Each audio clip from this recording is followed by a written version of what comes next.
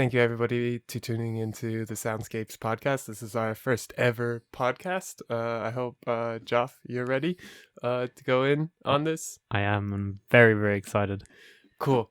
Super. So, first and foremost, thank you for having us. And from what I understand, you're part of the founding crew of Blendwerk here in Halle, Germany.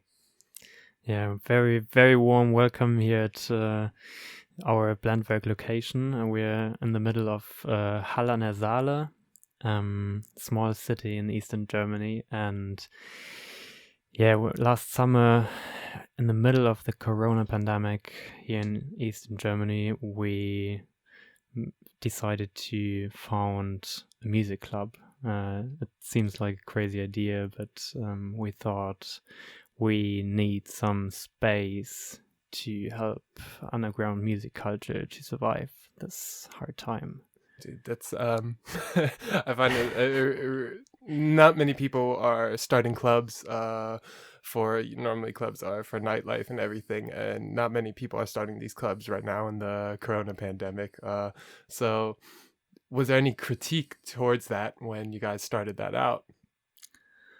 I think a lot, and I think the most important critique for us even came from our own crew.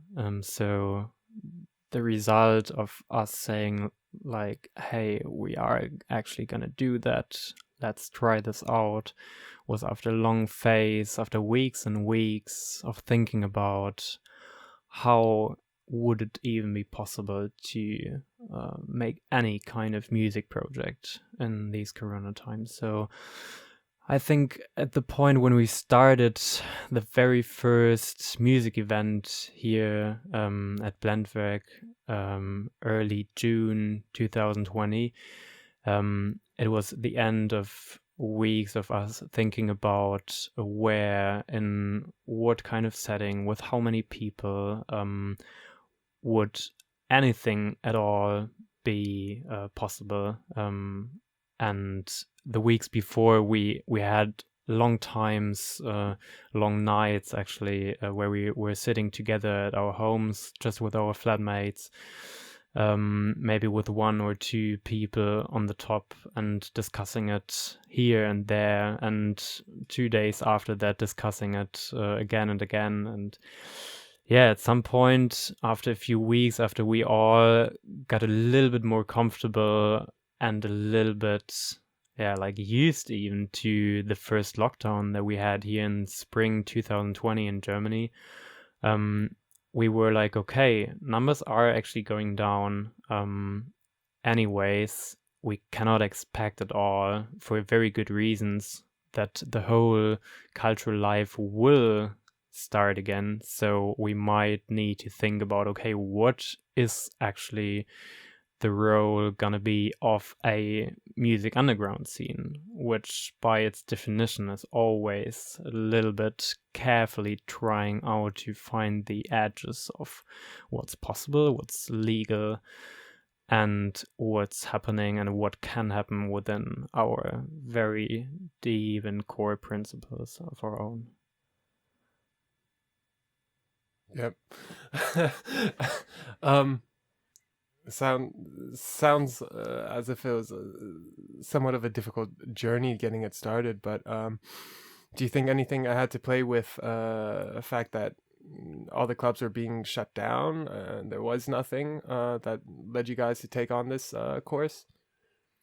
Yeah, so I think, like in many other countries all over the world, at least in Europe, but I think it was really the same everywhere, one of the first things that was shut down was any kind of event with many people. Like, obviously the mass events, but also at some point very soon any kind of social gathering that could be labeled as like free time, enjoying kind of event. And any kind of bar night, any kind of club night was quickly targeted, and I believe for a good reason. Like, if I would have been a politician at that time, I would probably have decided very similarly. And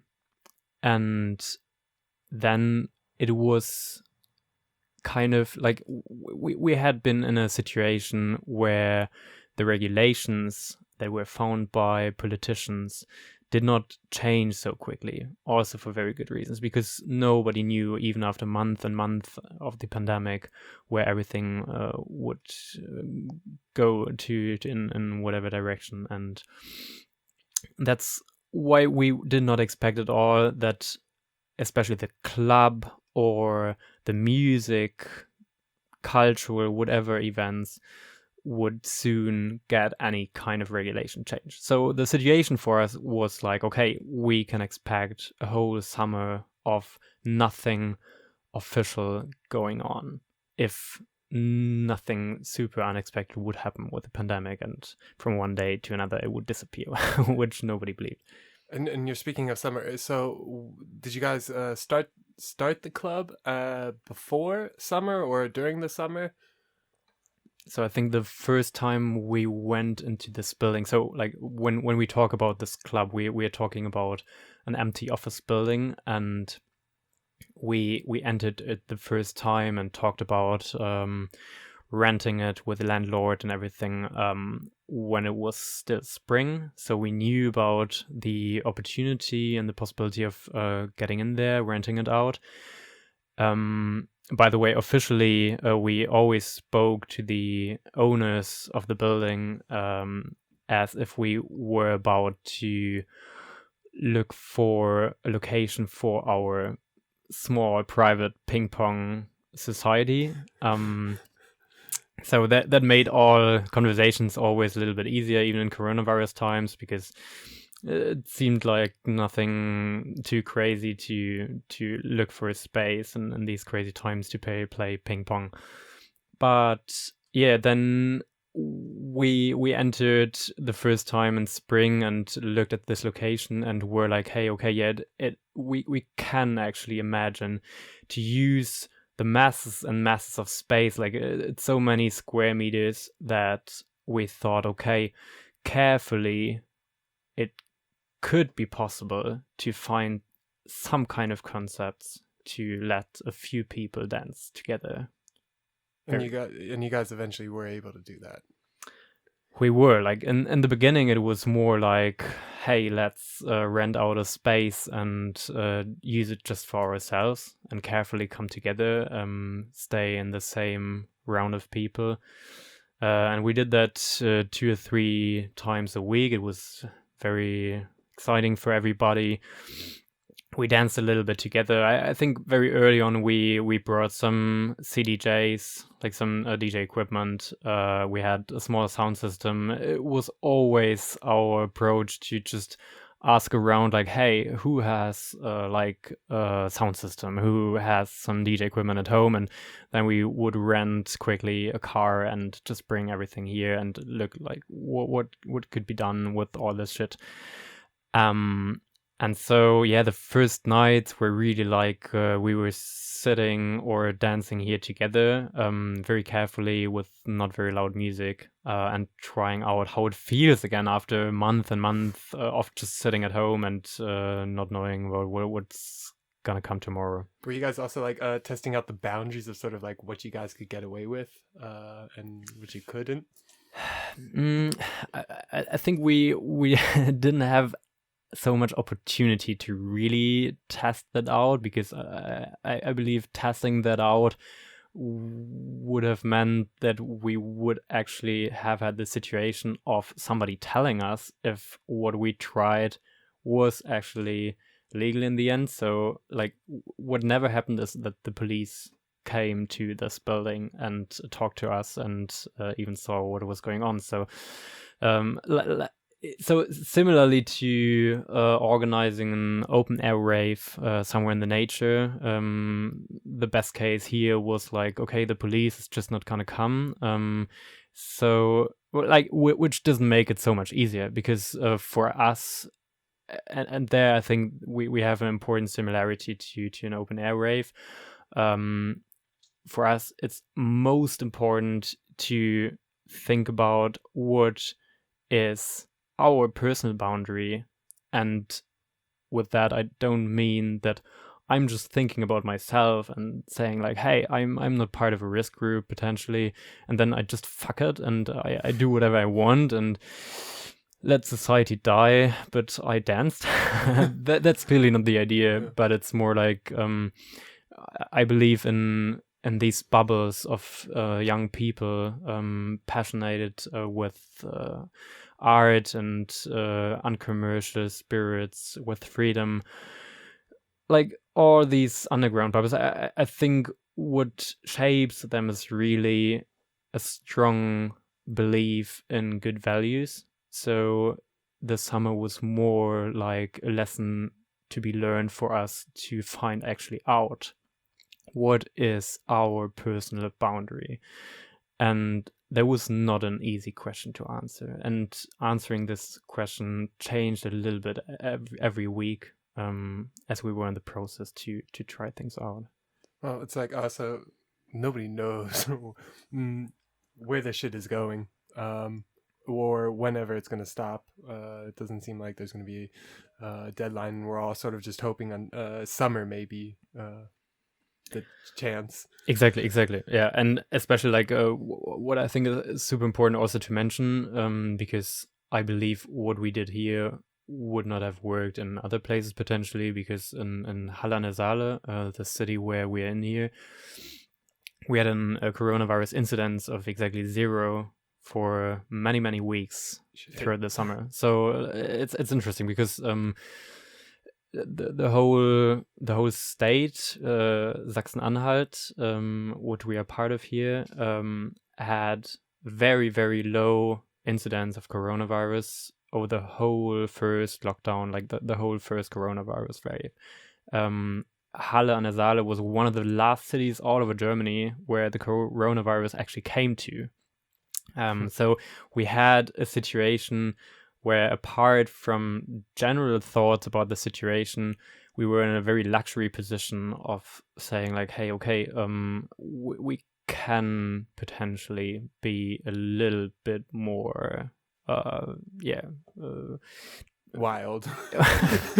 kind of wild, yeah, like carefully wild, but yes, maybe yes. What's your sort of take on there's from where I'm at in Heidelberg, there's a lot of people out there who are actually organizing parties during this corona time, and those of course aren't legal or anything.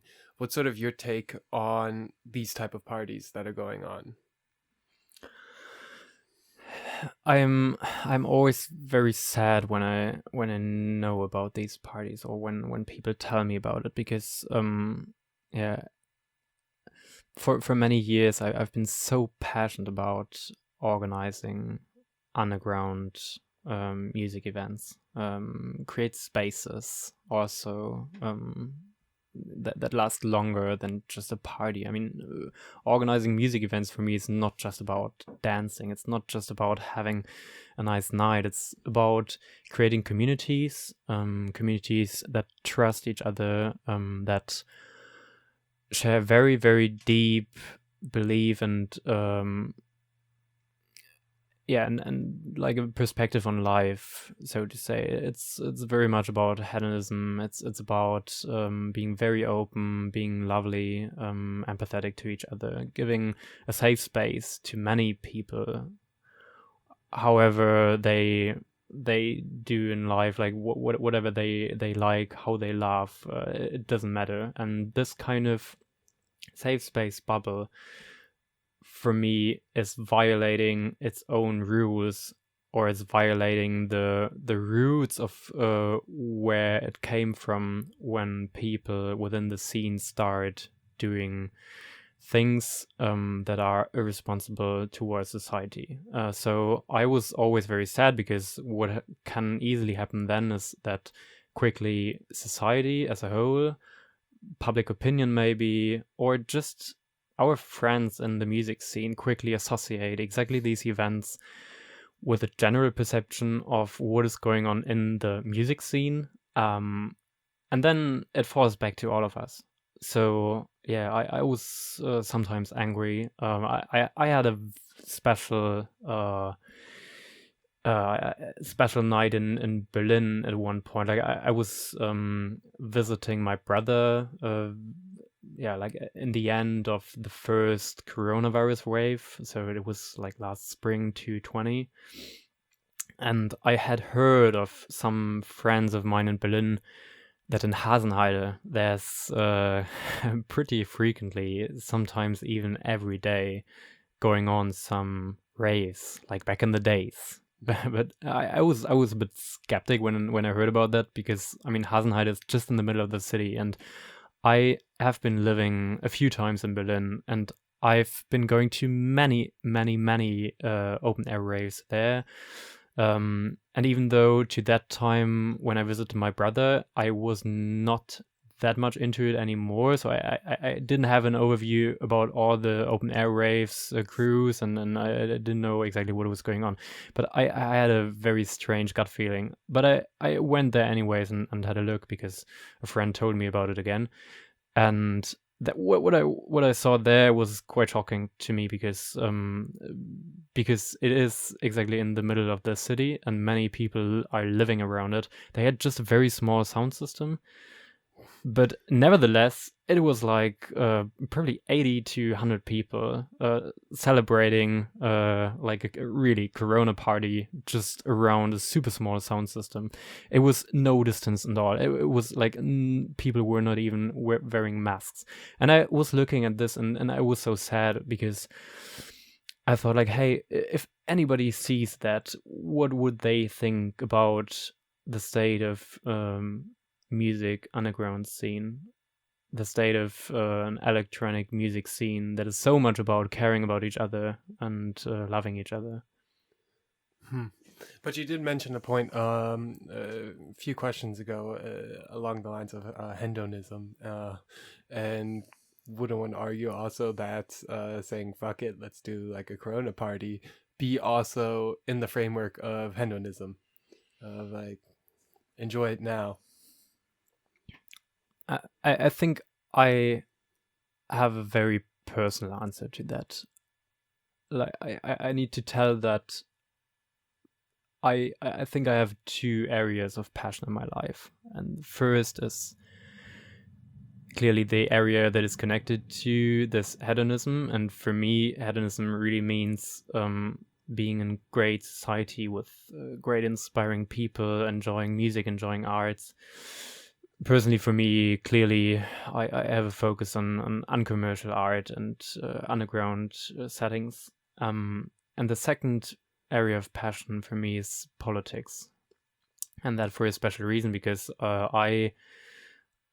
as long as I can remember, I always had a very deep belief in it is first possible to change the world to the better, and second, that clearly means I need to take a role in that positive change of the world. So I perceive myself as a very political person, and I could never ever separate these two passions from each other. So how I connect these two is that I say I feel fine with enjoying the beautiful things of life as long as I have a feeling that I'm doing the maximum of what I can do to help make the world a better world.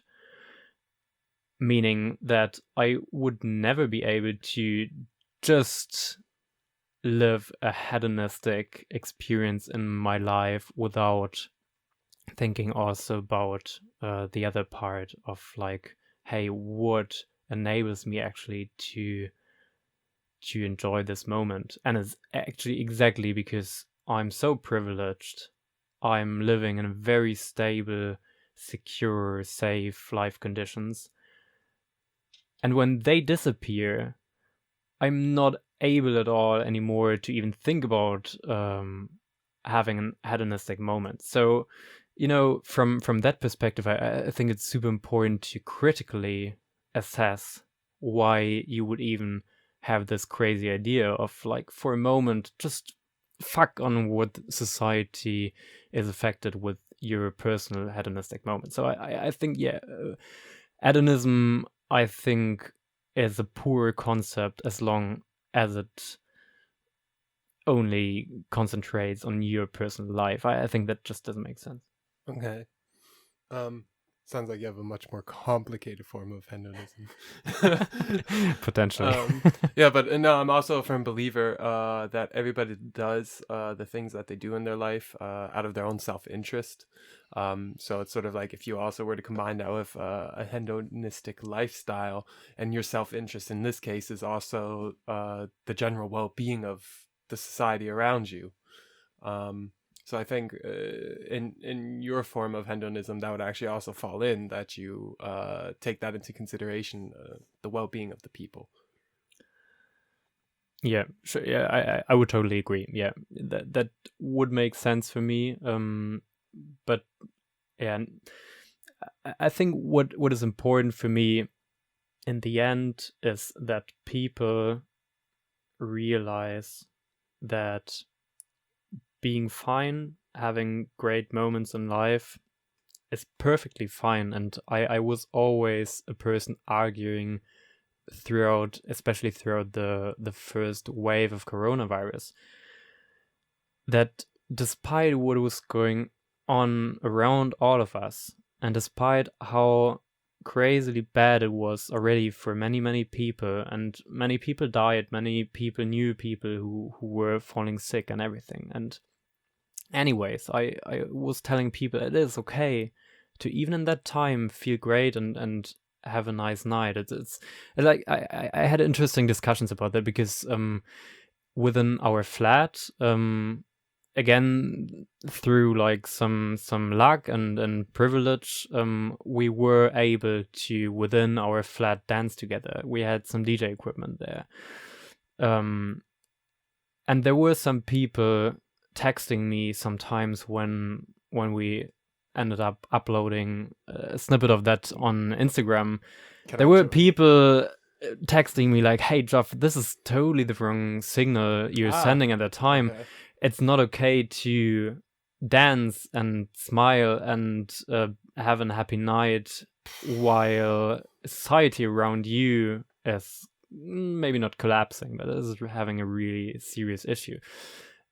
And I was trying to tell, like, hey, it is true, and I totally respect that we're having a problem, but it doesn't mean that we should not be able to keep as central as it is possible to that time, keep central in our life what we live for. And I would say that I personally, and I know and love many people who think similarly, that we live exactly for this beauty in life. Yeah. And some people want to just take it away because they're probably like pissed off that they can't go to the gym or something and get their their little ego kick, or whatever, their little fixes. Which I can understand even. I mean, I feel them. Yeah.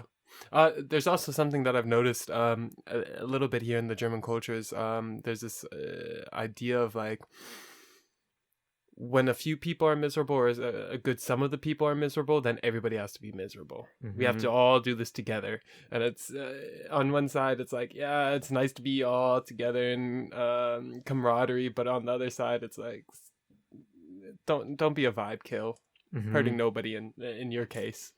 Yeah, which is true, right? And anyways, it remains such a thin line to like being able to separate these two things of like personal happiness and happiness of what is like the people around you or like society around you, and then anyways not getting ignorant and making this error of like, by your personal happiness and your orientation on just your personal life, actually forgetting about what is going on around you. So like I think it's super important to separate these two things. And that's why I try to explain why it's so important to me to every day think about, am I doing enough for society as a whole, which usually for me personally means politic stuff, that I can say that I can, yeah. So maybe to state it differently, I find it very important to frequently think about, am I doing enough to feel comfortable with enjoying things? And then I would say, if you do great in general, it's totally fine to shut off your brain for a night and just dance. That's maybe what I'm trying to say. But alone. That's the way we got to do it right now. Yeah, and that's how we get back to our club, maybe, right? Yeah. Because in the end, we were not alone. But yeah, I think what for us made the difference was, as I already explained, that we had extremely low numbers of coronavirus incidents here in our city, which made like the rational likelihood of viruses spreading also at our parties very, very, very low. We had almost never people from other cities visiting us, so that was also one thing that we tried to take care on.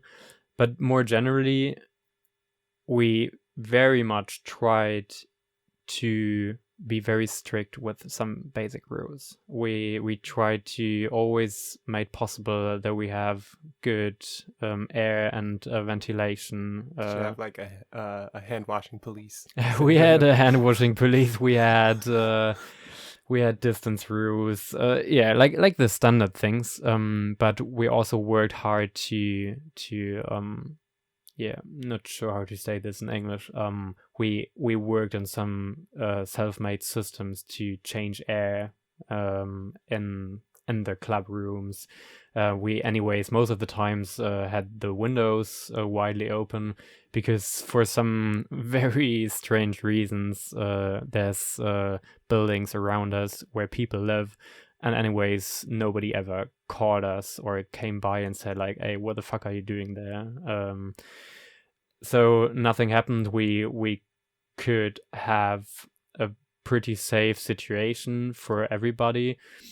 But I think what was most important is that we really tried to take care on what people we would let in. And that is a complicated issue, because I think a sickness of many music scenes nowadays, especially the more commercial parts, is that they tried to handle too many people for too few space in a strange way that, from my perspective, usually violates some basic principles of treating people equally, not discriminating anybody, and so on. So we had to confront ourselves very early on with this problem of like, hey, okay, even in our city, in our small city with a small but very active music underground scene with many, many, many people who would love so much to dance again, we cannot give space to everybody. We just don't have the resources to let any like everybody dance together. So we decided to very carefully promote our events, because what I hated, like early on, we had the situation of we talked to nobody about our party, and then it was just us, obviously. And a week later we were a little bit more relaxed to try out what would happen, and then it was like shit, suddenly at like half an hour after we opened the doors, it was full. Like we had reached the maximum capacity that we had agreed on early on, and then many people started queuing in the building, in the stairways towards our club level. And I was so sad, because I was for quite some time the guy who was standing at the door, and I was looking to these faces and I could feel them so much. Like I just saw how badly they wanted to dance, and I mean they could already hear the music coming out from the inside. and they were talking to me and saying like, "Hey, I didn't dance for so long time. Could you just let in just me? Like it's just one person, or like me and my friend." Or they came with some very, very nice stories, what they just quickly had to look for inside, and then they would immediately come out again, Yeah, which of I course. knew was nice made up story. It was so hard. The consequence of that was I decided I would never want again to be at the door, because my heart was broken after this half hour, because I could feel the people so much. And second was that we would have to be very, very careful with, by the promotion mechanisms, already having done such a good job that, if at all, not many people come that are not able to be let in anymore. Maybe it could also be because it was also Corona times.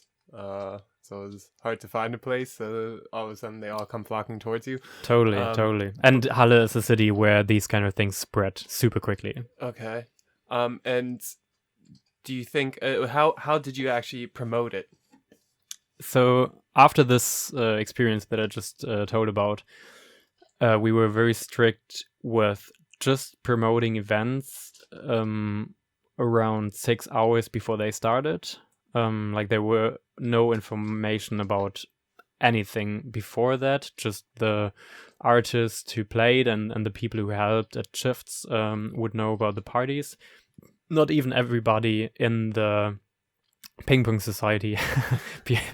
Are you guys actually like an official ping pong society? Like, is that what you guys like applied for, or was this just like a cover up? Like, legally, are you guys ping pong? I'm not sure what the legal consequences of me talking about this here. Okay. No, joking. I have to say we even have some ping pong equipment up there, so it's not 100% fake. But yeah, it's a nicer story to tell, and has some legal advantages. And I mean, it's not completely made up. It's like many people of us love to play ping pong, and I never really loved to play ping pong before. But even me, I was getting into situations where it was just a nice thing to do in an hour of waiting for something, because somebody was late again, and I was sitting there up in the club with a friend, and then I learned ping pong in the summer. So yeah, it's we are a ping pong society, but that is mostly for formal reasons. Do you guys have like a protocol if like the police come, that like because you guys are on the third floor of the building, so do you guys have like a protocol when you know the police are there to roll out the ping pong tables and give everybody like ping pong paddles? That's a great idea, actually. We're gonna do that.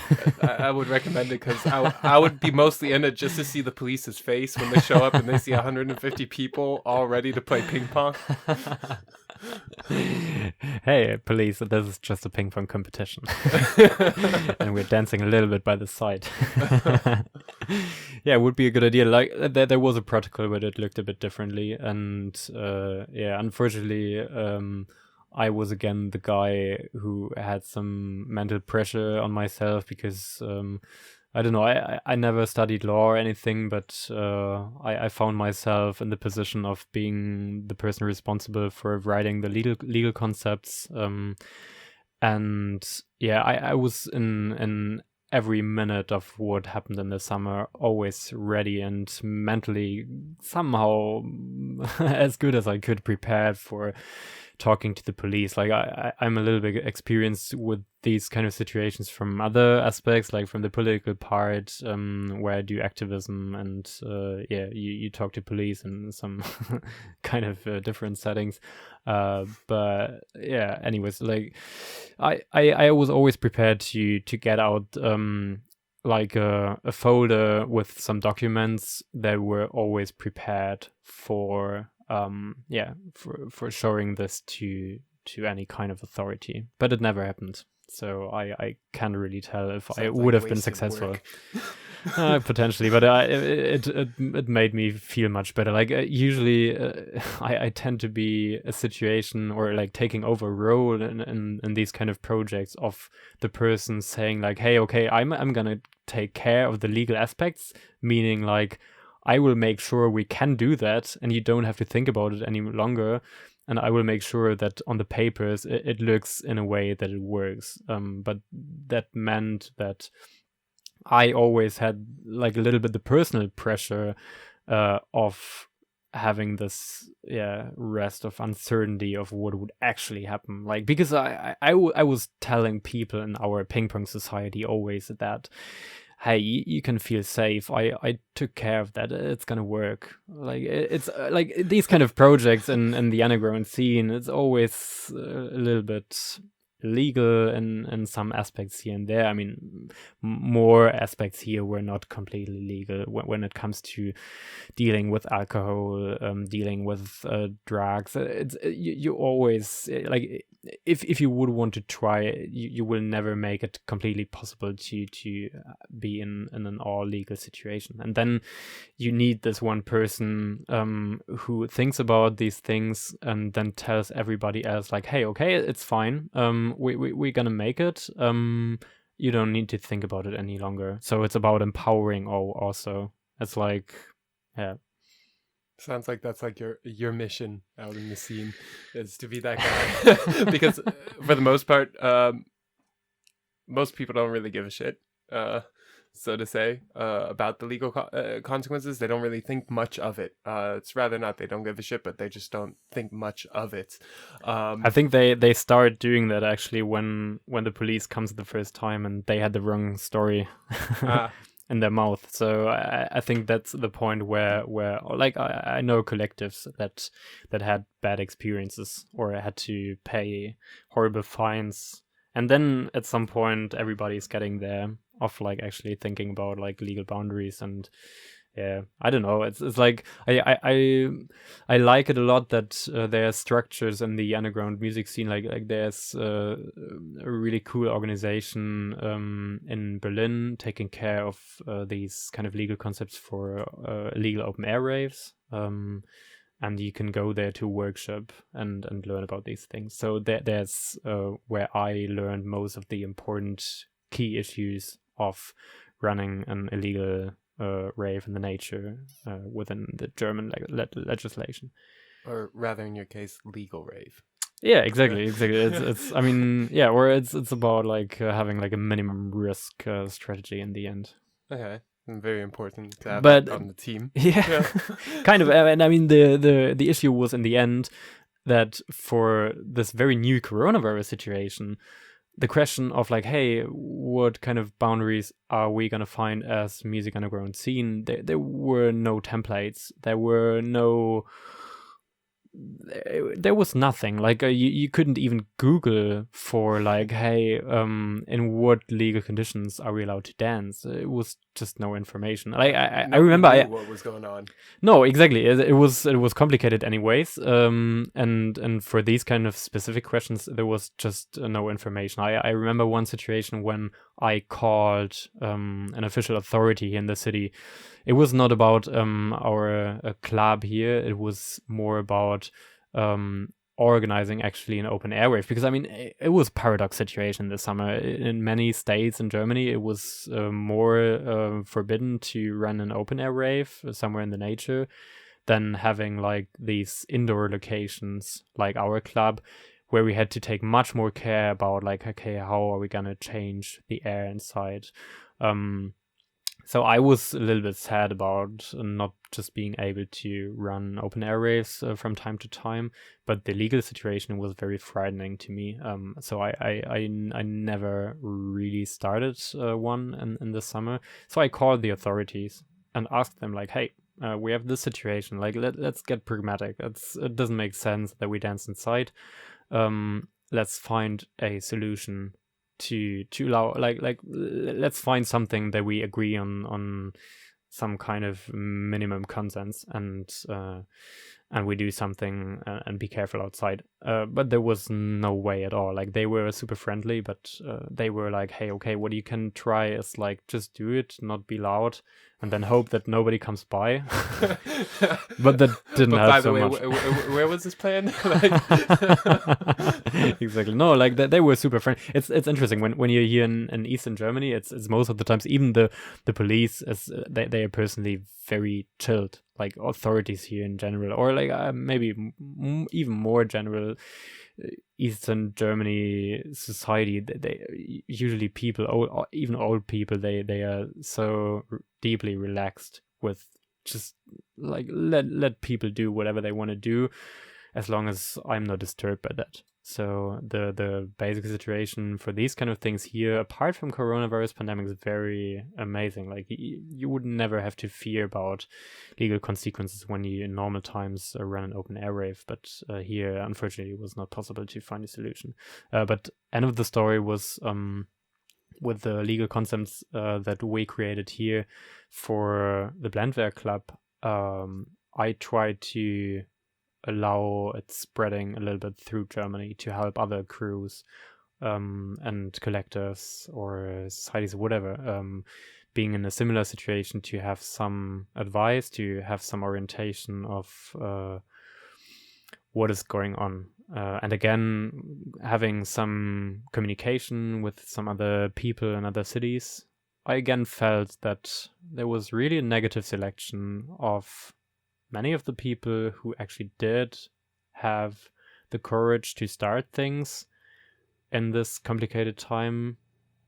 Many of the times they had the courage for the wrong reasons, because they just fucked it. They just they just didn't give any shit about what the consequence of their events would have been.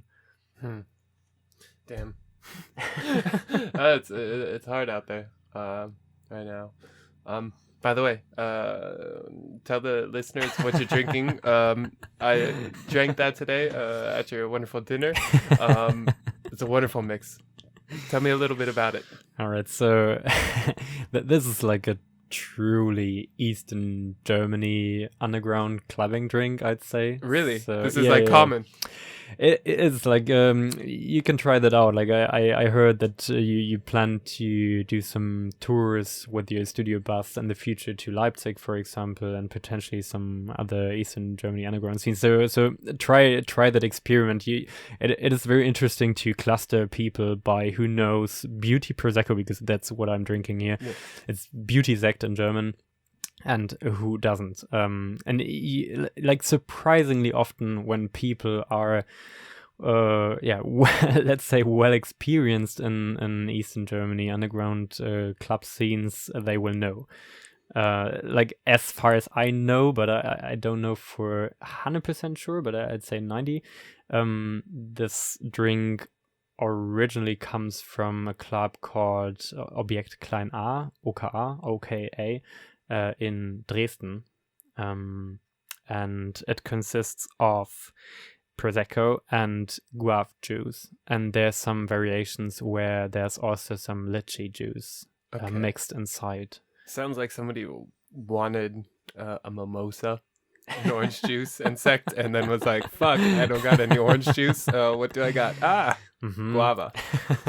Yeah, it was maybe there was some guava left in the fridge when they first experimented with it. I don't know, but it's it's how do you say it? You could say it's kind of a scene signaling drink, and many people drink it for fun, but then it gets such a passion. Like, I experienced it in many times. Like I think I tried to bring this drink to some events that I ran in different cities, from Heidelberg in southern Germany back in the days to Warsaw in Poland, and it's always fun to see, because especially men are usually very skeptic in the first moment, because I mean it's a pink drink, and you mix juice with some alcohol, that can't be something for me.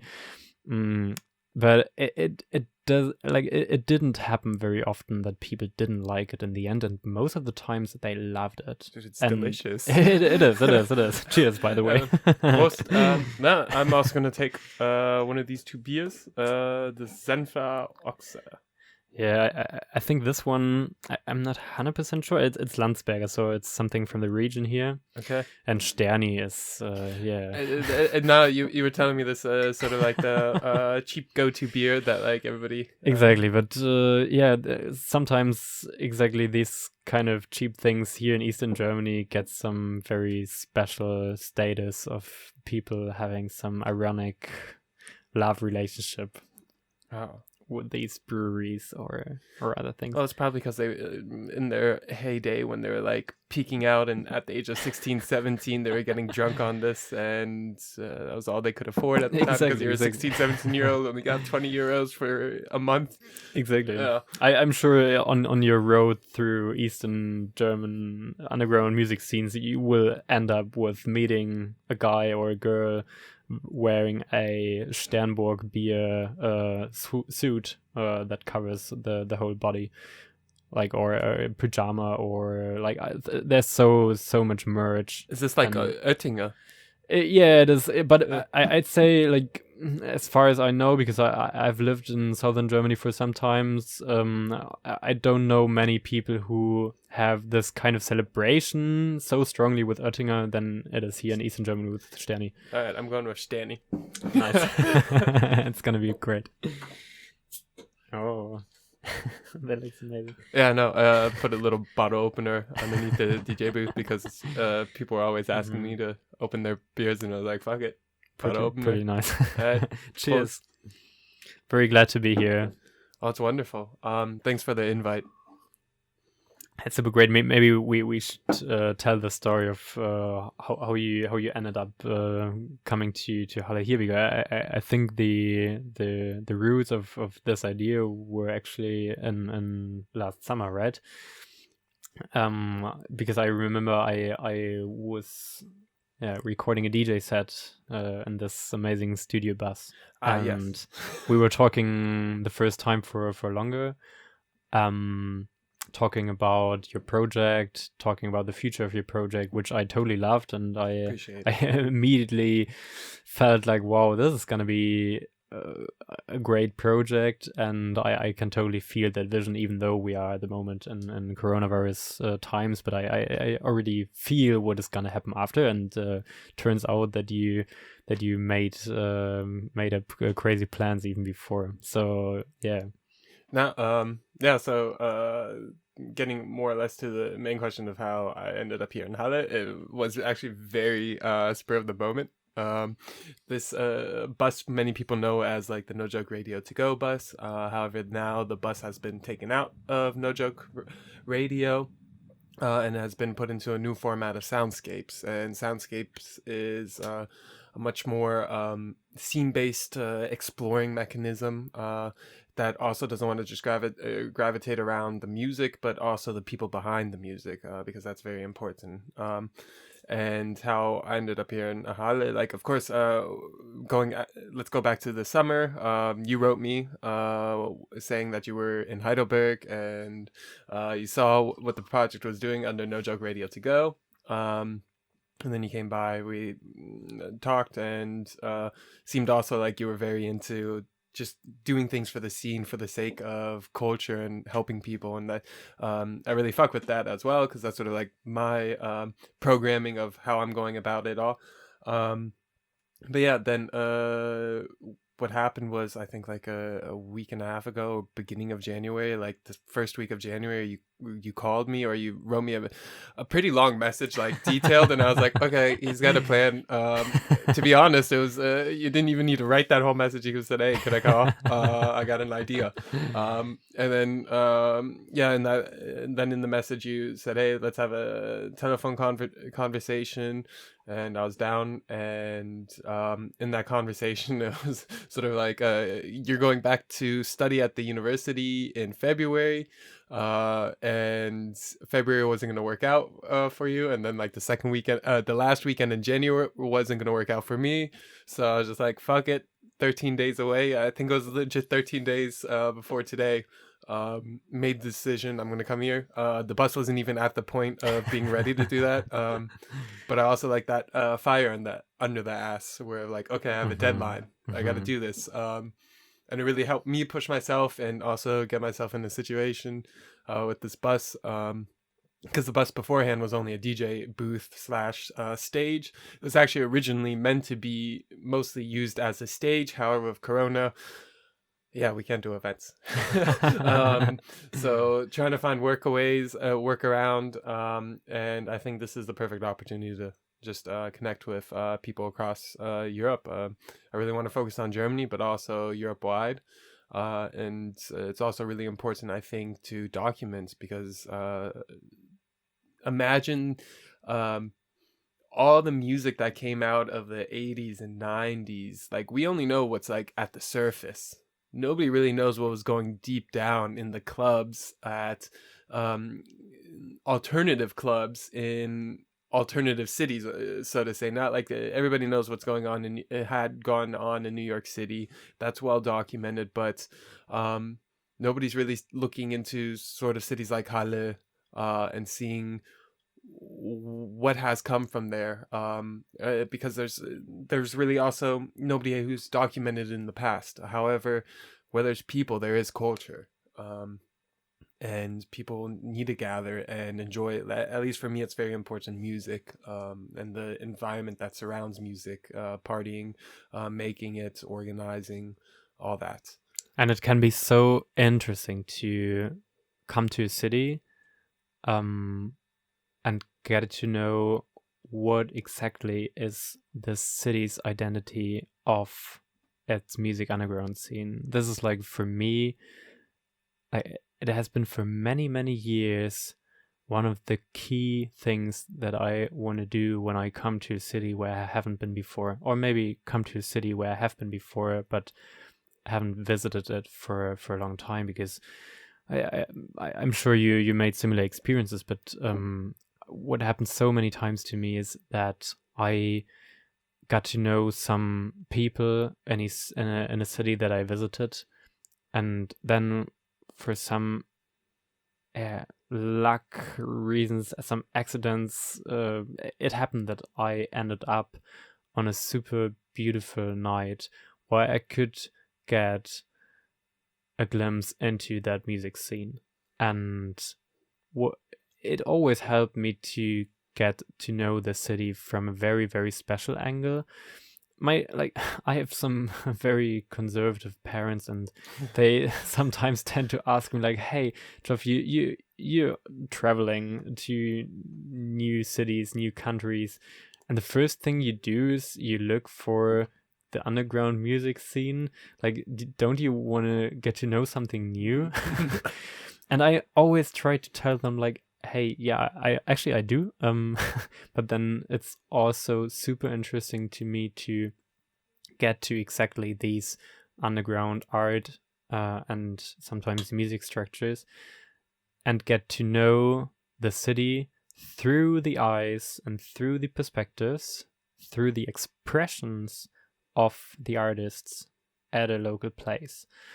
And for me personally, this is one of the most beautiful kinds of getting to know a new city, actually. Yeah, no, I totally agree. Well said. Yeah, I've had the same situation. It's funny, you're mentioning that like your parents are conservative. Mine are as well. Pretty conservative. They don't even understand what I'm doing. They think I'm just some bum. They know that I'm doing something. They see the work that I do, but they just can't grasp it. But I do recall also going on vacation, like at least with my family vacation, it would be like a Friday or Saturday night, and we'll be some city in a foreign country, and I'll be sitting there on my phone going through Facebook trying to find an event where I could just crash and just like Yes. pull up and be a complete stranger. And then I was just like, hey, I found something. And they're like amazed that I found something. And then I have great experience, always meet interesting people. And one thing that I also really like about like the underground is for the most part, it's very inclusive, and if they like learn that you're like somebody who seek them out, they all of a sudden like want to show you everything. They take you to like all the rooms in the club. They'll tell us stories, and they'll introduce you to all their friends. So all of a sudden, then like there's been many nights where I go somewhere by myself, and just because of my interest in it, I get sort of integrated into like a whole crew, and then I feel like part of the crew for one night. And absolutely it's wonderful. That's such a wonderful experience every time, and sometimes these people end up showing you the rest of the city on the next day. So actually, I am able to tell my parents like, hey, I also got to know the cultural part of the city, and like how they would call it. I had one very special experience when I back in the years I traveled through England, because I used to work in London for a couple of months, and in the end of this time it was winter time. It was not perfect conditions for just go on a travel and find yourself in a park and suddenly dance. So it was not that kind of season, but anyways, I tried my best to travel. I actually went to another city or another region every day. I started in Bristol. I jumped a little bit through smaller cities. I think I came by Birmingham, which I didn't like so much, but in all of these cities I had some interesting experience. But then I came to Liverpool, and Liverpool was special. I mean I always had a little time to research about what was going on the same night. Facebook was usually a big help, because I was able to have some starting point in my research of, hey, okay, what are cool venues, what artists are usually playing in these venues, and having some luck and finding a cool small, especially underground party if possible. But there I didn't succeed. I just couldn't find out on time. Maybe I was too tired at that day. Maybe it was just not a good day for looking with a strategy. And then I liked the city so much. It was a bit similar to my first experience when I came to Halle, actually, because it was a city where I immediately felt like, hey, okay, I like this city's vibe. And then I thought like, hey, okay, I can go sleep now, but it's 10 p.m, so I'm not going to do that for sure. And I started going to almost every bar, or kind of then I remember there were some strange locations that were half club, half bar, and as always in England, you have many security people before the door, even in every bar, who check you carefully and don't look very friendly at you. But somehow I was able to convince a few of them to let me in for free for just a minute, because I told them my story and told them like, hey, would you allow me to just quickly go to the DJ and ask them for a hint and a cue for finding a nice underground event for tonight. And I think I was in 3 to 4 locations and asked me through, and then they pointed me to the next location, which I didn't like again, and then I did the same, and so on and so on. And in the end, I ended up in a super, super, super amazing underground party. I think half an hour later, I found myself backstage with the friends of the artists who were just playing at the moment, and that was a very special night, and it helped me to really be even more open than before, because I realized like, hey, there is so many beautiful things out there. You just have to be able to communicate it to your environment that you're actually looking for these kind of things, and then it doesn't take usually a long time until some accidental things happen that allow you to enter the beautiful spheres. Wow. It's this idea of like ask and you'll receive. Now, there's a lot of people who would love to do that, but I think it takes a specific type of personality. Do you know how often you would have to be told no? How many barriers you have to fight through? Of course, you're going to find a great party. You really put your time and effort and work into that. I, on the other hand, take a whole different approach of just sort of stalking the internet. I stalk the internet, show up somewhere, and I'm like, okay. And then maybe if I see somebody there, then I'm like, okay, they could be cool. Go that way. But which is a pretty similar strategy, then I'd say. Yeah, but mine's much more of like an introverted. Okay. And yours is just like, I'm just gonna ask and ask and ask. I don't want to put that energy in that. No, but it's also, I think that's a great idea. Go to a bar, a club thing, whatever, and ask the DJ. Of course, the DJ knows. Or the barkeepers. I can recommend the barkeepers actually as well. Barkeepers? Like they know shit. Like they are so That's like true. they are experts in their thing. Like I mean, they talk every night to everybody. That's true. They know what's going on. Always ask the barkeepers. All right. I fuck with that. But that's why, like, to come back to your project, like that's why I like your project also so much, because like this idea of documenting a little bit apart from TripAdvisor, what is a good starting point in the city? Like I'd love so much more to open the Soundscapes Today app and check what I'm gonna do, like what collectives I'm gonna look first in a certain city, then just having like a random research start. So I think it's a really great idea to bring for an overview of what is going on in which city on the underground art level. That's super cool. I don't know any project that is doing that on a broader scale. Well, resident advisor. I mean, no. No, I mean, yes, maybe, but I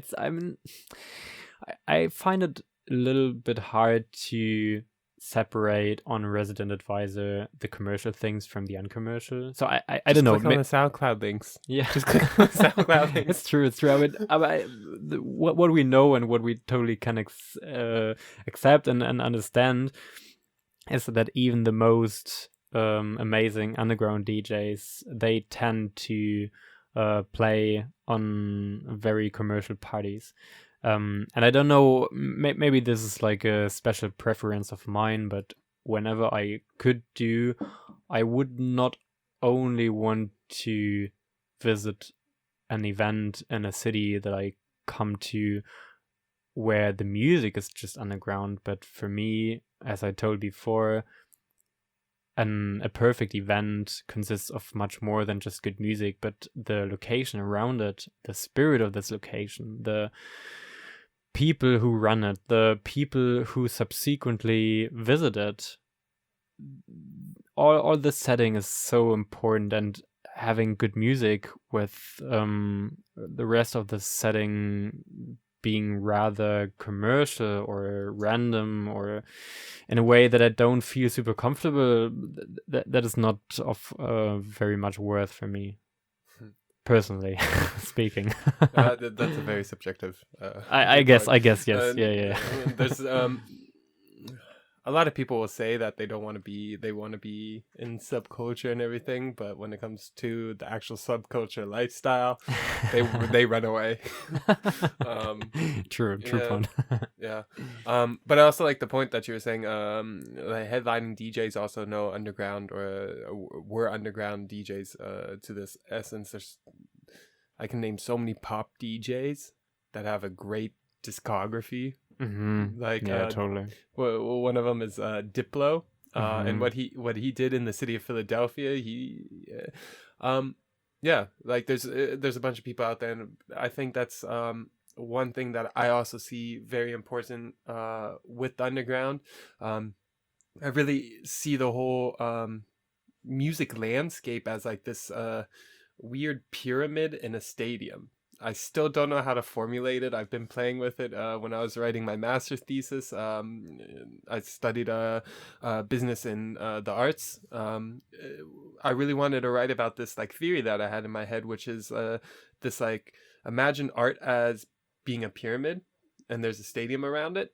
Mm-hmm. And the pyramid is the art, the musicians, the people in it, and the people at the top are like, of course, you're like Beyonce, Jay-Z, all the pop stars are like at the super top, and then you have the people who buy the cheap seats. They sit at the top of the stadium, and they can only see the top of the pyramid. Okay, but I as they see. like start investing more time and energy, they can Mhm. buy the nicer seats of which I'm seeing as like the ticket price being actually time and energy spent in it. Mm. They get closer and closer to the bottom, and they can start seeing the layers, and then eventually you start becoming part of the pyramid at the bottom of the base. And at that base is the way you can work your way up to becoming the top of the pyramid. So really, the foundation of all that we have, like in pop music, is what has stemmed from the underground. It is. It is. I 100% agree. And at the same time, maybe allow me to bring in some narrative that comes from capitalist criticism. Because, like, okay, maybe this the politics student in me, but like the first thing that I think about when I hear this narrative is that I would see it critically that actually many people who are in this progress of starting maybe at the bottom, as you frame it, of the pyramid, and so deeply wish to get to other layers of the pyramid, come to the top, and a society embedding this picture of pyramid that especially respect the people at the top of the pyramid. I think that comes with some complications and negative effects. And I think it's so interesting to look at this from our underground art and music scene perspective, because I think what really a meta challenge, so to say, of all of us should be and has to be, I believe, is that we work hard every day with all the projects that we do, that in the embedding scene we allow for a situation that is working a little bit in a different direction of not only following this narrative of it is always better to get to a more professional, to a more wide, society-wide, visible setting of promoting my art in a super crazily commercially scaled up level. But it can be beautiful to actively stay at a certain lower level of the pyramid. It can be beautiful to actually experience this safe space setting of being around people who enjoy mostly this familiar setting of being just the underground artists and the underground crowd. So what I often try to explain to artists who have made this journey a few levels up the pyramid, when then I ask them or they ask me if we can organize a gig with them playing at our club, is always that it is not going to work that I adopt the rules and settings of the higher levels of this pyramid by me paying them, for example, a lot of money, because this is not what our level in the pyramid is about. It is exactly about having an uncommercial, having a very unprofessional setting of just people being so happy about the simple setting of person bringing in some underground music and people enjoying it and nothing more. So this is maybe, it could be an alternative narrative of minimalism and the music scene, maybe. I would like to build on that idea because I agree somewhat or probably entirely with that. I think what's the people who are sort of sitting in higher positions on this pyramid of these levels, they forget where they came from.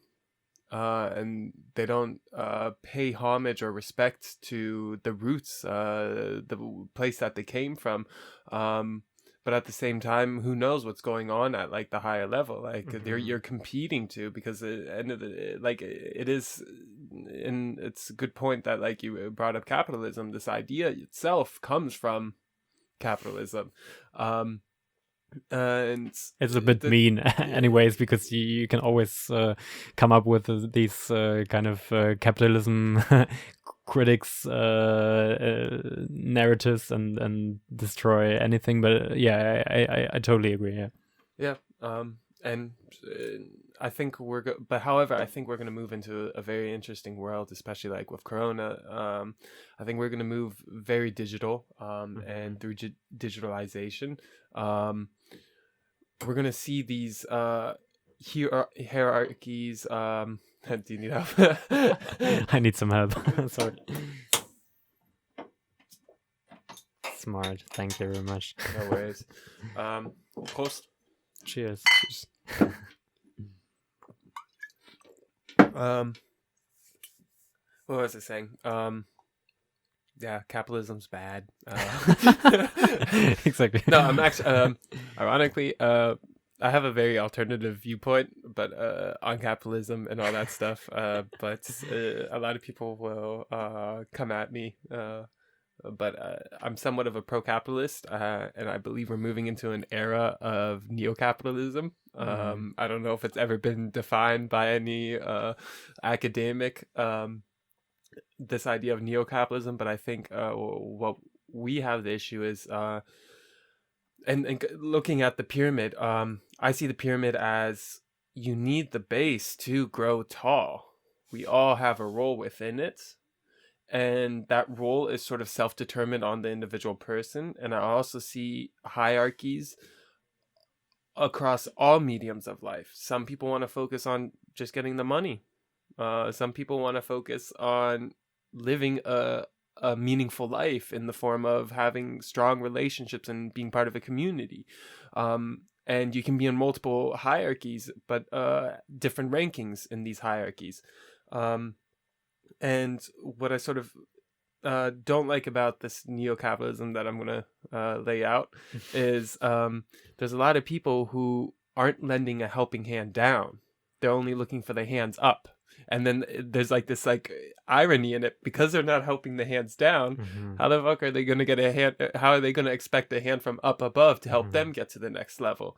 And I think we really need to reevaluate that. And especially like in the case of artists, like I've written with artists, and all of a sudden they're like, hey, contact my booker, contact my agent. And I'm like, dude, like 6 months ago, what happened?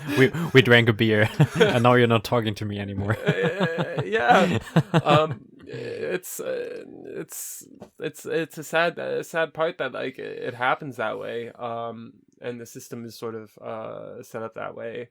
But I think with the internet and everything, the relationships that have come from the internet, I think a lot has changed, and it will continue to change, both for better and for worse. Because one could also say, hey, this whole internet thing with Instagram, so many people who are just copycats, and they're just stealing. They're just trying to like be like Berlin. Especially like in the electronic scene, they just want to be like Berlin. And I think in this region it's like everybody's trying to be like Leipzig. Because I mean in the cool Eastern German parts it's like Leipzig is the new Berlin, you know. It's like so you guys are ahead culturally. Sure. Okay, that's what people say. I mean it's how we perceive it here, right? It's like many people, like especially in the art scene and Leipzig, they feel pretty happy that they have moved beyond, and I mean, it's understandable. Berlin. I mean, okay, this is a big topic, but to keep it in one sentence, Berlin, like every other city, has developed quickly, and since the 90s, where Berlin is a very, very, very special place after the political change in Germany arose. Has changed quickly enough. We have a situation of there is a little bit more dreams of how it has been in Berlin in the crazy times than of what is actually left, and that's why many people who enjoyed, especially this wild culture of ravey, of underground freedom for projects, for illegal things, especially for lost spaces, abandoned buildings, all that, for bunkers, bunker parties. This time is just a little bit over. Many people still dream of it, but Damn. the interesting thing in some Eastern Germany cities is that you can still realize these dreams. Yeah. No, I see it with your location. Yeah, yeah, it's kind of the setting, right? I mean, the whole place here. It's like walking back from your place to your club here. I saw just in this entire massive building that was abandoned. I think you know which one. I know what you mean. Yeah, all I was thinking was like all the opportunities you could put in there. You could put co-working spaces or like co-creating spaces, studios. And it is. There are so many projects like this, and still there's so many abandoned buildings left. We should all, as artists, start moving to East Germany.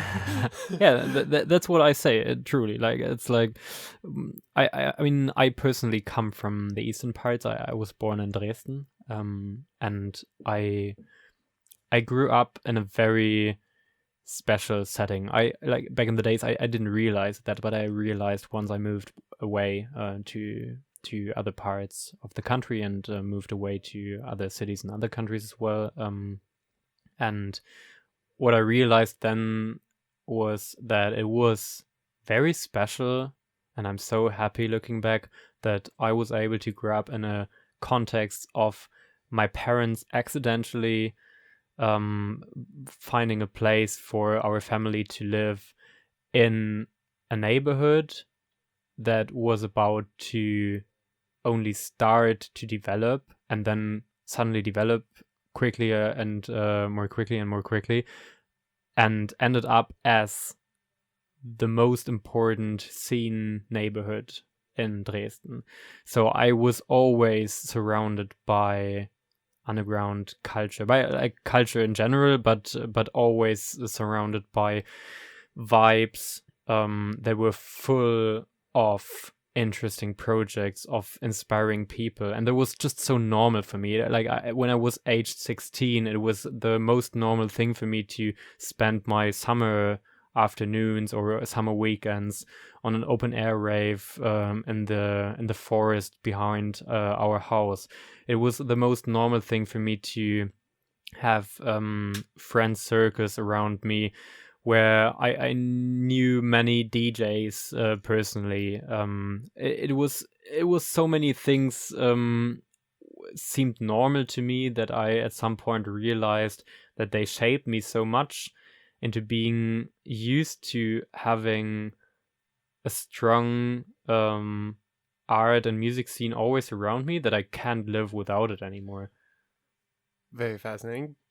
However, I'm wondering, where does you mentioned way earlier that your family's conservative. Mm-hmm.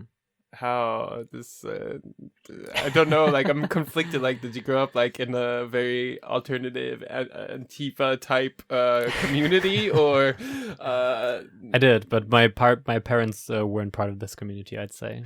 Okay, so they just like lived there. Yeah, they lived there. I mean, they were able to buy a house there, and yeah, it happened that a few years later this neighborhood developed and became the most important place for culture, for going out in the nights for young people, and like do you really say like corner locations actually in English? Corner location? Okay, probably it's like a strange German adaptation of an English word that doesn't make any sense. Ecke-Ort? Yeah. Okay. Yeah. Yeah. Because what we say, I believe this is an Eastern German phenomena of spending your time in a warm summer night outside. Because what you would do is that you go to a so-called in German corner. Like let's go corner. Basically, that's what you would say. And what you mean by that is let's take a beer from Späti and let's sit somewhere outside on the streets, like just at the side of a street, and let's hope that no car is gonna crash our foods, or a police is gonna come by who look angry but then don't do anything Actually, at sounds all. really cool. Yeah, exactly. Just chill, there you go. Yeah, so I mean, so this kind of uncommercial outdoor culture of like owning your city, owning your neighborhood, and at the same time having the most important locations nearby in the scene. That was basically my very like culturally privileged childhood, I'd say. And after that, I realized that living in cities, for example, in Western Germany, is very different because cities are not in such a strong and identity shaping process of developing so quickly and developing from a point where many things are either destroyed or abandoned or whatever, which allows artists to take over spaces, which allows people to realize crazy dreams and projects. If all these things don't exist, that totally makes a feeling of how it is to live in such a city very different. That is what I observed in many different cities. And at some point, I realized like, hey, okay, I moved away from my parents' house. I moved away from the city I grew up in. I even moved away from a whole part of Germany and moved from east to west. Because I have parents who come from Western Germany, I always had like an association with both of these words. And anyways, after a few years living in the Western part, I realized, okay, I should go back because that is where I feel so natural and where I don't actively miss out all the time living in a city where things change. Because when things don't change anymore, realizing a project most of the time consists of looking for something that already exists and try to take it over or try to make it better. But it's not about developing a crazily new idea. There's like it can happen, but many times there's no opportunity for these kind of things. Well said. One very important key takeaway, I don't know if you noticed of what you said, but I love the idea of owning your city. I think that is failing a lot, and a lot of young people. I don't know if it's because we are constantly moving around more with the digitalization or lacking the opportunities to own the city, maybe because we can't take up property or whatever it is, or we don't have the places for us to develop ourselves. But I think that's something very important that we need to pass on to the people, is that they own the city. And I think with that, if we generalize it in this way, we are at a very like a very general point of progressive urban culture. Let's frame it like this, because what we like, I know of movements that frame it that generally, that say like, hey, let's reclaim the streets, let's reclaim the cities, let's reclaim our neighborhoods. I think it is a very important realization of people that letting the development of our homes just be done by like very pure economic or rational city development procedures and dynamics is just not allowing us to live in an environment where we enjoy to live in and where we feel empowered to shape it in the ways that we would like to shape it at. Now, going pretty like pragmatic at it is sort of like, how do we start reshaping it, or how do we take it back in a way? Well, I think many times that could just mean follow your dreams. Like, think about what is the most crazy idea that you have and just do it. Like, that sounds so simple, but I think many... It's all about just follow your dreams and just doing it. Okay, really very general term, yeah. No, that's it, but it's actually that simple. Mm-hmm. It's that simple. I believe it is often that simple, because I think there's often a very profound lack of empowerment of thinking about the nicest state of whatever we're talking about that you could imagine, and then think big and be crazy and just exactly go for that. And then clearly when we're talking about underground music passion, that would clearly mean that why not would we go through a forest and see this beautiful place and then say like, hey, it would be so nice to dance there.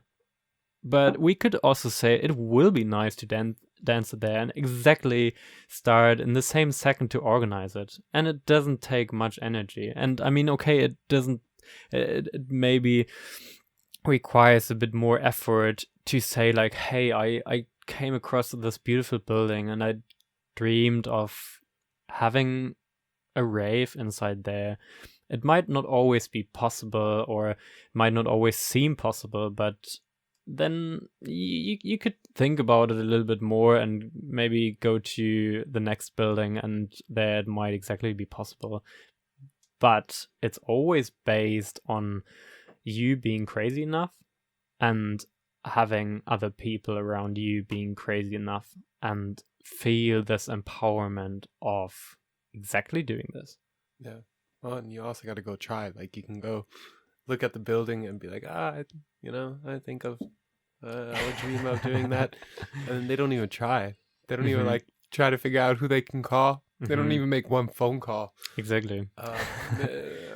And sometimes it can work by just renting out or asking around in your friend circles for a big Bluetooth sound system. Like I remember many times in Halle we were going outside to some abandoned buildings with this kind of huge Bluetooth sound system of like 1 meter height and 50 centimeter width, and you can do crazy sounds and crazy volumes with that. And it was a cool feeling to go to abandoned buildings and have like a small simulated spontaneous rave for just you and your 3 friends who were part of that in that situation. But it is, I don't know, for me it was always a great feeling of testing out what is possible, to exactly looking at like,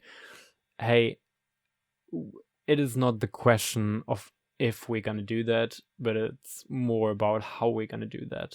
And that's what I personally always try to tell people who I'd love to convince to start crazy projects together with me, that I say like, hey, let's think about the possible limitations and then let's first try to crash half of them and like either ignore them or find a way to remove these limitations, and for the rest that remains, let's try to find the most creative solution to act within these limitations as possible. Wow. Yeah, inspiring. I think it's so simple, right? It's simple, but it's probably simple for you because you've already figured it out.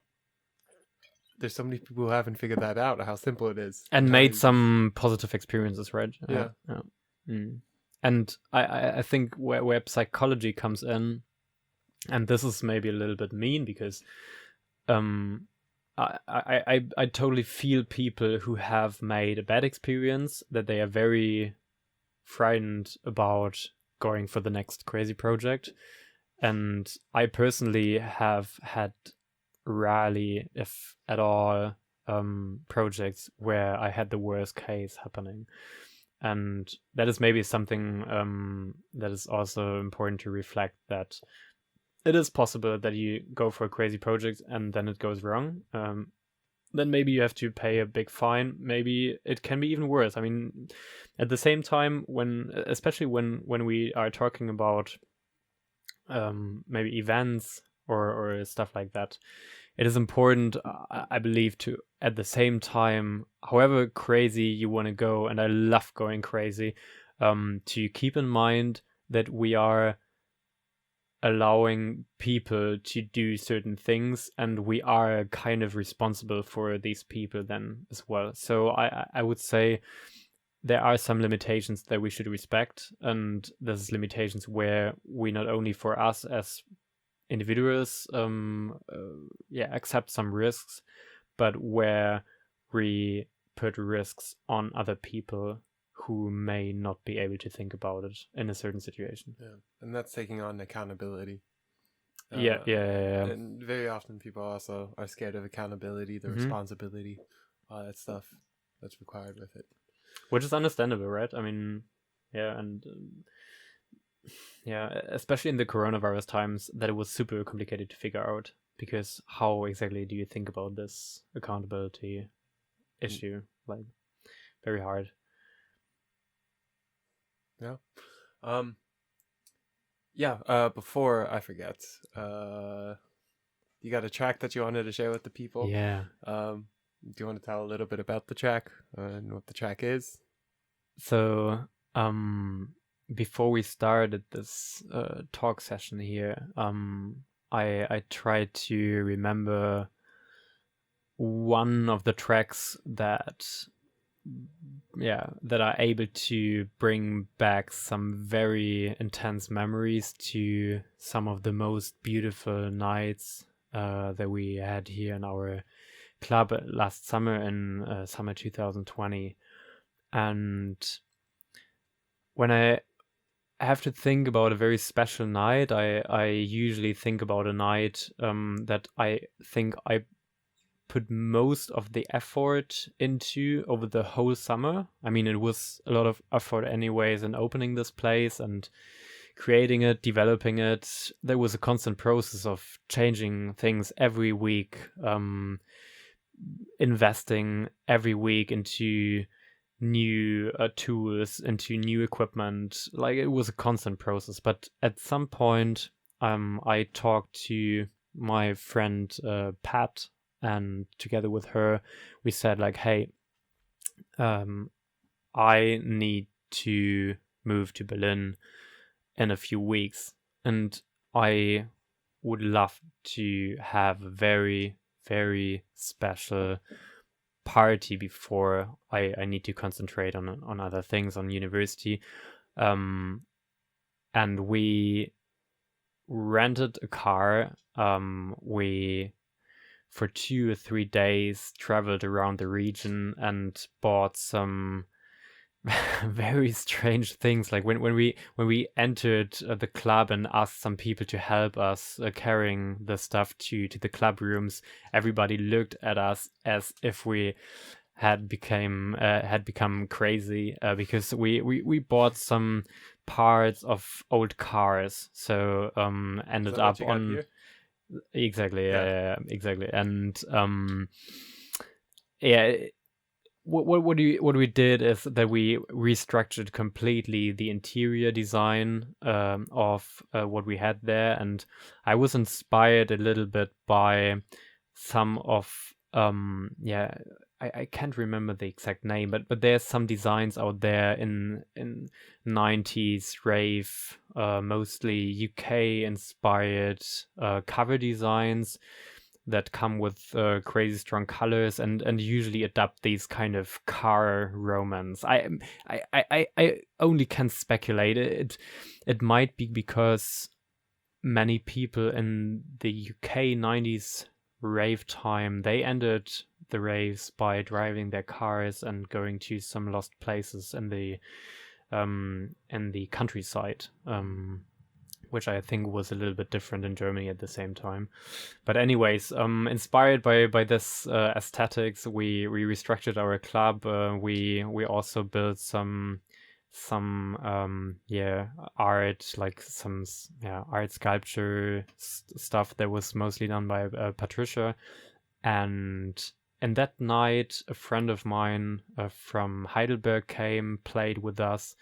A few other artists played music, and it was my emotional peak time every night where I played, but also in nights where I didn't play a DJ set, but only was part of the club crew, being responsible, enjoying the nights. In the end, I ended up with having such a strong feeling of happiness. I can't even describe it. It was almost destroying myself from the inside,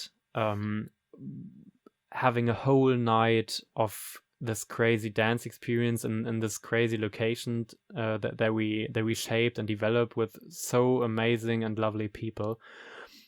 And then in this night, it became so strong that I couldn't handle it so much anymore. The sun came up at some point, and people just didn't want to stop dancing at all anymore. It was like, I don't know, usually our club parties ended in the morning hours, maybe around 8 or so. It was getting more empty on the dance floor, but in this night it was different.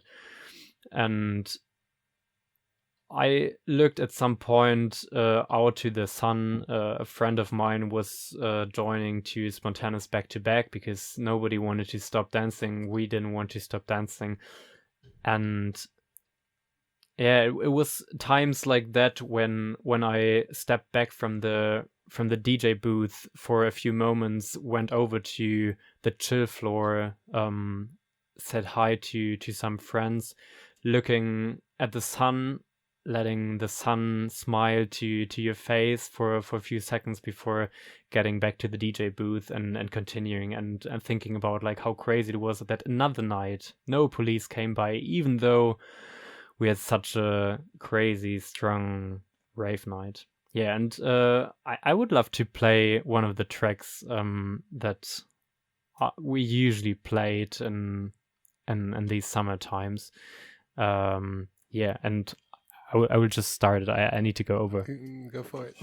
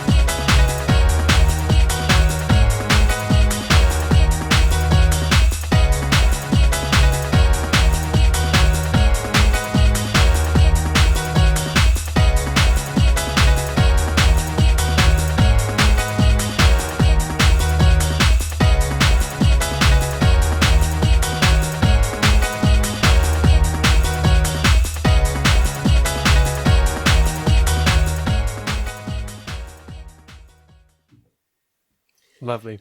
So It was like breakbeat and had nice motion. on it.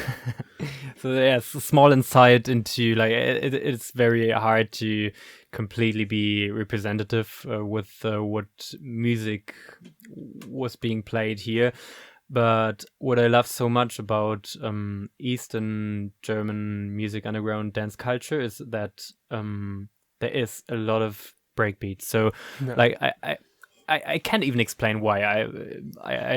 It was one of the things that I realized when I came back to Eastern Germany after moving away, because I realized that something was not there anymore, and like having the comparison at some point, I realized that there's just such a strong and stable, reliable breakbeat and UK music passion within Eastern German underground scenes. Whoa. Now we had an interesting moment. Yeah, somebody knocked on the door and just climbed the fence. Welcome to East Germany. Wow. Yeah, it's like apparently people cross through the building or over the fences here. Yeah. We're just in the middle of a neighborhood that is usually quite calm, I'd say, but yeah, you know, in Halle, in the late hours, you never know. This was exactly the reason that we were a little bit careful with just letting in anybody randomly, but we were trying to open the club only for people who knew what was going on to enable this Corona safe space. Yeah, but talking about the music, for me, it feels like the natural environment to be in a music scene where not only people who locally produce music also adopt so much this breakbeat UK style influenced by trance, by melodic techno, by disco, by Italo elements, by piano riffs, just by very strong happiness. So like the emotions carried by that music are, from my perspective, within a paradigm of dance music that allows for positive emotions, that allows for dancers who smile while dancing. It is a little bit different from that Berlin paradigm of we gotta feel the bass so strongly that we completely lose our mind. It's just it's a different story, but I love this dancing story so much, and yeah, it is super amazing to feel a great passion amongst dancers for this kind of music as well, because what happens is when breakbeat is playing is that people dance differently, because people feel in their dance moves these breaks, these unforeseen cuts in the flow of rhythm. And they start smiling, and they especially start smiling when the sun comes up again after a long and sweaty night of dancing. And while I love both settings of first being in the complete dark and playing like a set maybe in the prime time in the middle of the night where everybody has so much energy and everybody feels so strongly the emotions, and then as a DJ I stand there in the DJ booth and I know that every single simple movement of my fingers at the mixer will completely and drastically change how people feel, and I gotta be super careful but at the same time can play with it in such a beautiful way, and resonance is so big. At the same time, the second setting of we are in the end of a long dancing night in the morning and people are a little bit wasted. I am a little bit wasted because I mean I as a DJ also danced the whole night, and then I look suddenly up and I see faces again, and that is a cool thing because most of the times these faces look pretty happy, and I most likely also look very happy. And it is the second level of resonance of people looking each other in their eyes and sharing this strong passion for music, this strong love for the moment. This is hedonism for me, I'd say. Wow. Almost full circle here. Right there. Wow. And we haven't written it down. Oh, well, no, it's documented all. It's something. Oh, wow. Very well said. Obviously, you have your heart lies with music and sort of what it does for the people. You're also a people's person. You're there for the people. Do you have any political moves that we should know of? Are you trying to get into politics, or are you trying to more focus in the arts section? I'd say both, but yeah, like we talked about this dualism of being able to live a beautiful life and at the same time taking over responsibility. I think my few pieces of trying to do my best and take over responsibility and change things to the better is especially related to climate activism in my case. I believe that one of the most important societies issues of all societies worldwide are currently based in climate change.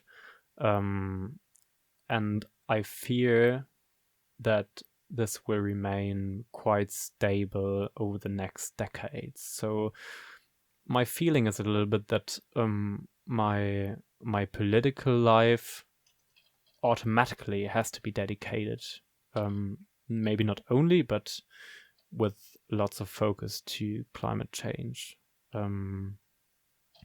And I think this is also like a positive story, like a success story of music scene remembering of its own role of potentially being a political actor by its crowd power, because I was able to experience many situations in not the last summer that was shaped by coronavirus, and thus it was very different, but in the summer before we had this very intense momentum of climate movements suddenly being everywhere, of every people, like, or not every, but many of them coming to a situation of opening themselves to thinking about, okay, what could be my role in such a deep and serious issue. And I loved to see, and it was also amazing to be part of some of these things, that the music scene is able to coordinate, to collaborate together with political movements, and to bring together power that allows more broad part of society to come together and fight together for an important issue. And I think what happened there in summer 2019 with whole music events giving their titles, giving their designs to important climate movements such as Fridays for Future, to speak solidarity and the public as collective, as music collective, or as an artist, that many artists started playing for free at many important political events dedicated to climate change activism. I think there was a very positive signal, and I really hope that this will be a positive example, also shaping the engagement of the music scene in other political fields, because it's clearly not the only one. I mean, if we look at migration topics, if we look at the consequences that we will face for many years from now from the coronavirus pandemic, that again increased inequality of the globe, inequality also within countries, and related to economic powers. And there's so many other issues like right-wing movements, as we recently saw again in the US, and its big dangers. That it is clearly like there's so many things to do, there's so many things to worry, and again, it's important to not stop worrying about things, not stop at thinking about issues, but to take action. And I believe that there again, it is important to imagine and envision what state of the world would be this what I wish most for, and then exactly trying to get there. And yeah, I always believe that we as young people being able to express ourselves, to express our visions in a way of being part of an art scene enables us, and thus gives us the obligation also to not only take part in expressing ourselves, but also in expressing the way we want to live in this world. And this clearly means we need to be political. Wow. This might be my personal interpretation, but yeah. No, but you look at art from hundreds of years ago. It was also political in the other sense. The one of the most I find is like Michelangelo's where God is reaching out to Adam, and that's actually just his argument of where consciousness or God, like a lot of people argue that it actually comes from the brain, because the way it was all drawn out with shapes and everything, that was a political attack at the church in a very slight way. But I also believe art is to history as time is to space. And that's like what you really just touched on. Yeah, and I totally agree. I believe that we have a job to do with reminding the contemporary art happening around us to step away from being apolitical, because I believe it was just a misunderstanding of doing art, that apolitical art is a good idea to go. But yeah, I think it's just what people are used to in most of the case. I mean, we are living in a time where a few decades behind us, many things in the world just worked, and I think being a little bit carefree and not worrying too much about things was in a positive way also shaping especially the decade of the 90s. So yeah, I think again it is clearly about balancing both sides, right? Because being carefree and not worrying too much about the dangers and the negative sides in life has actually brought up this happiness being expressed in the music that we both and many other people love so much, and that we just heard in this one track, for example, that shaped so much this hedonistic feeling. But yeah, at the same time, we should at least make sure that next generations, and also nowadays, people at other parts of the world, people who are maybe not luckily privileged in such a way, could at least in theory be able to experience a similarly positive time and experience, right? And yeah, I think this way you can perfectly fit together these things, but it means that we, instead of consuming art and consuming music or consuming the benefits of an art underground scene, we consciously are part of it. and that means that we need to give back something. And if it means that we give it back by being political, then it might be the perfect response to exactly this play of thought that we just opened up here. Wow. Very well said. Spontaneous thought with some Lübzer Radler, Wonderful. while Sterni is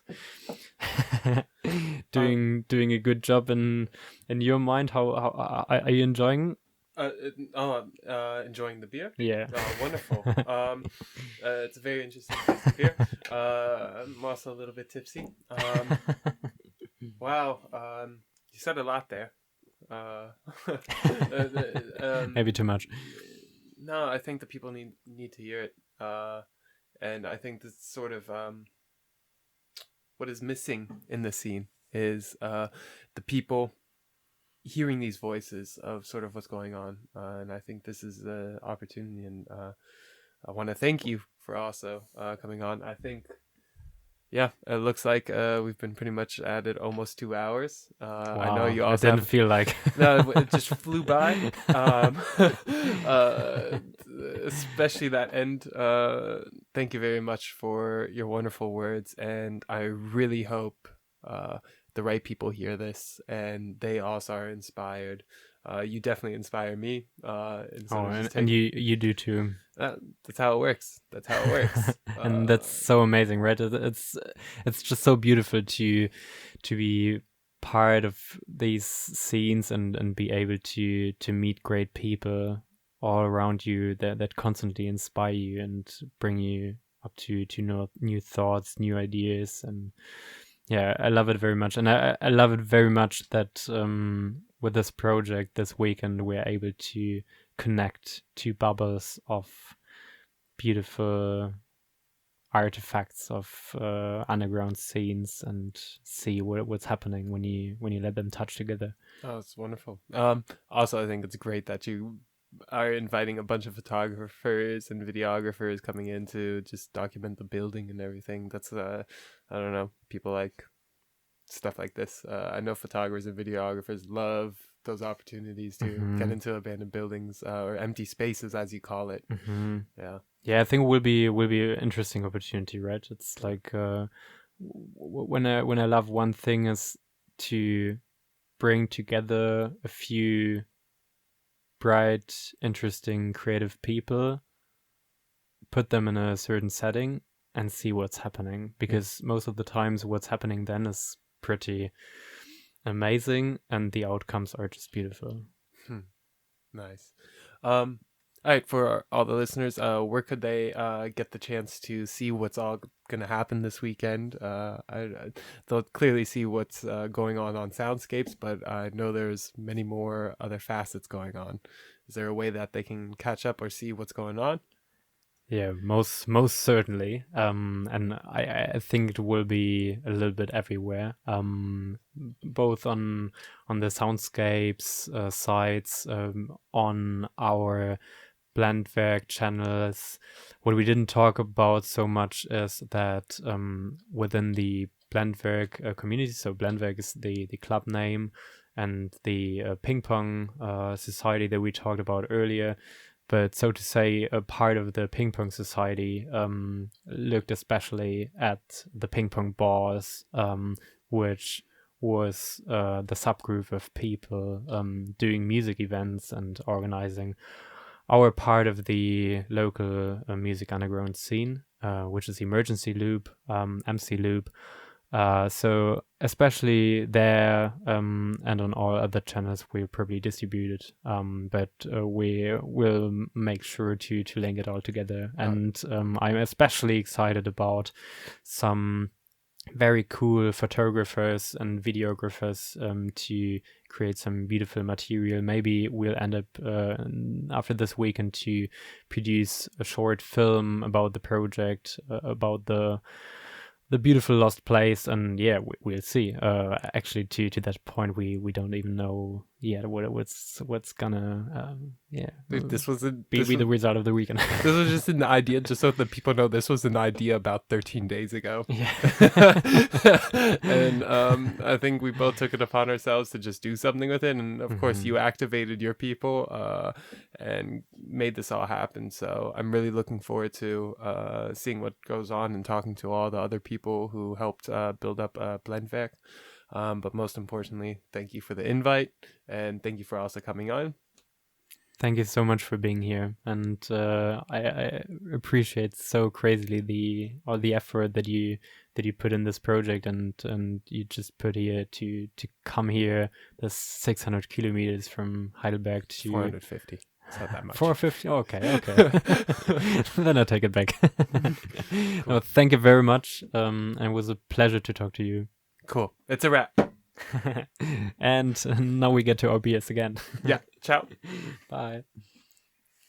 Command to internal